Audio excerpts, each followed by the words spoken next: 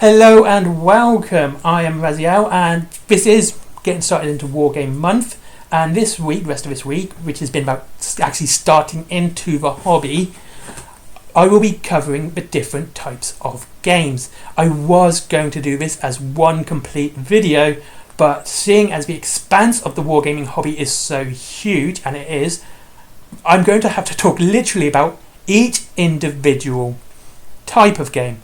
I'm not going to go into different genres yet, that's a different video altogether, but I'm going to talk about the different types. You have the epic scale, the big battle games, and you have skirmish games.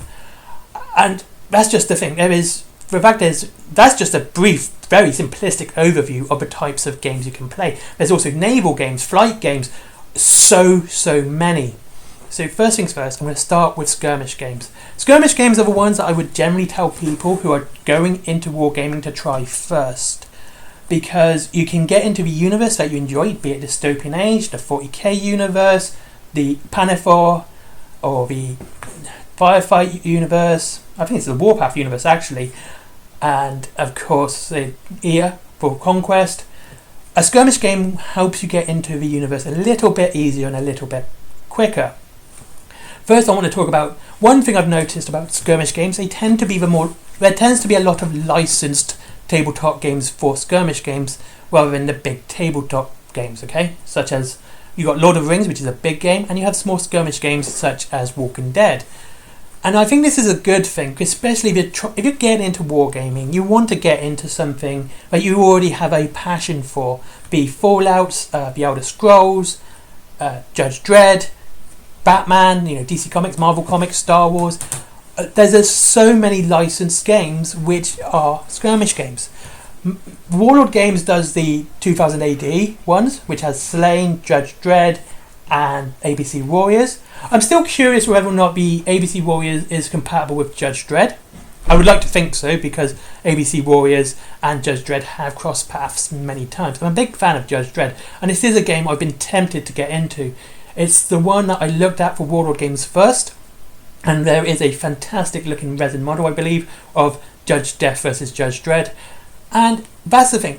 If you're into these licenses, like I said, I'm really big into Judge Dredd. It's a nice way to ease yourself into the wargaming hobby. It's something, like I said, it's something you're passionate about, and you're moving it to a different media. And of course, these games tend to reflect the comics really well. The Fallout game does in fact have the TV series box as well, which is great. And you're going to enjoy that a little bit more because you've got that passion already behind it.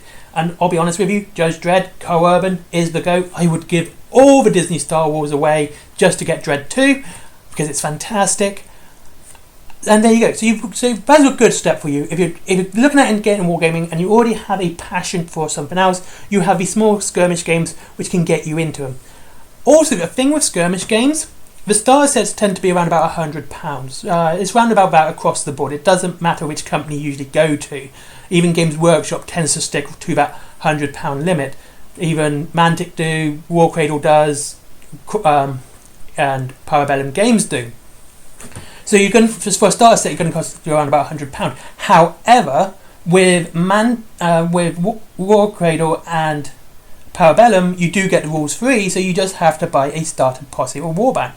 It's one of the reasons I've always liked Wild West Exodus, is this low cost point, financially speaking, of getting into Wild West Exodus. You just have to buy that one posse box and you're done.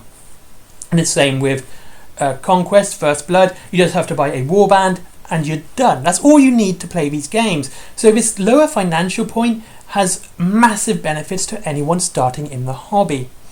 First things first, being at a lower cost to get into it and play a game, if you wish to change your faction, like you think, let's say, I do Warrior Nations, as you know, guys, and go, I'm not really feeling Warrior Nations right now. I can move on to the Union or the Outlaws, and it wouldn't be such a big financial burden on myself to get a brand new posse that I can play straight away and have a complete posse for it.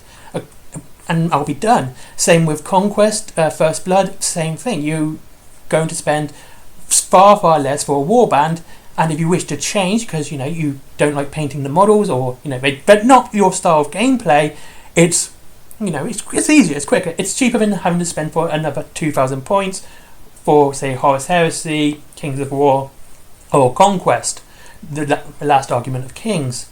Same with bolt action and everything like that.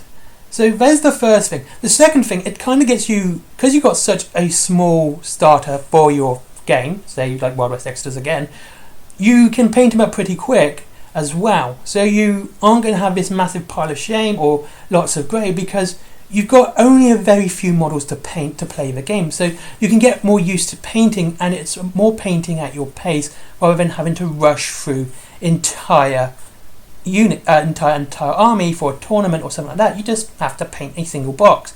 Even Games Workshop do this. For Kill Team, you just need that single killed squad box, and that's it. So you have this very, very low bar to cross for financially and skill and time to play, I should say, a skirmish game. The other thing is, they really can help you get into the universe that you're interested in, such as the dystopian age. You learn all about the skirmish part, which is, far more concentrated on a narrative speaking over the dystopian wars, which is, global. Wild West Exodus is very local to Arizona. Same with Kill Team, you get very localized narratives rather than the big battle wars, whole worlds at war. You get these very small narratives which focus on that. So you're easing yourself into the universe at the same time, and it's just a nice way to do it. Now, Mantic have something called Vanguard. Vanguard tends to be a far more complicated skirmish game, and it is an interesting one, and you can use Mantic models. And this is the other thing about Conquest, First Blood, or Kill Team, and Vanguard. Those models are compatible, and you can use them in the bigger games. So let's say you're getting to Conquest, and you say, well, I'm going to start First Blood, I've got my warband, and you're really enjoying it, and you want to expand it. That means you can just expand. You've already got your first starting squad, which you've painted and built and you've used, so you know what they play like, you know what they feel like to paint and build, and so you can expand outwards because you know what you like now, and you've managed to focus it onto a single small squad rather than a very large army.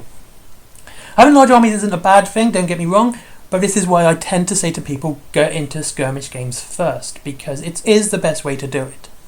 You, like I said, just very focused. And then the other thing is, a lot of these games use very similar rules and points to the bigger games as well. So you're getting sort of like this first steps into actually having to play the game, in their movement, their shooting, runes, armor saves. You're getting to learn all of that as well.